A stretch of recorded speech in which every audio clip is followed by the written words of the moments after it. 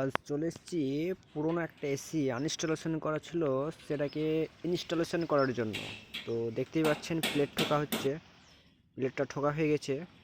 ইনডোরটাকে outdoor যে pipe connection হয় সেটাকে করে নেব এবং সম্পূর্ণ টাইটভাবে র্যাপিং করে নেব, যাতে জল ভিতরে না টোপায় এবং দেখতেও যেন খুব একটা খারাপ না লাগে।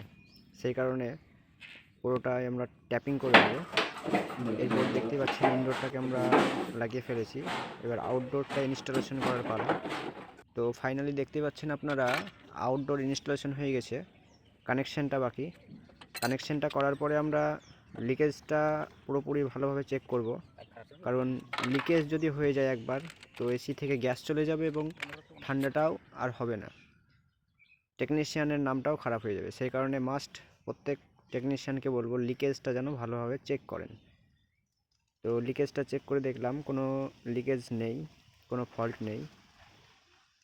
তো সম্পূর্ণ ওকে করার পরে এবার ইনডোরে যাওয়ার পালা, কারণ ঠান্ডা খাওয়ার কথা। তো দেখতেই পাচ্ছেন ঠান্ডা ভালোই দিচ্ছে, র্যাপিংটাও করেছি খুব সুন্দর, একদম দেওয়ালে সাটিয়ে দিয়েছি। দেখতেই পাচ্ছেন এসিটা 17 ডিগ্রি সেলসিয়াস চলছে, 17তে অটো কাট হওয়ার কথা। ঘরে ঠান্ডা তো বেশ ভালোই পেলাম, একটু গরম খেয়ে নিই। তো আউটডোরে এসে একটু গরম হাওয়া খেয়ে নিই।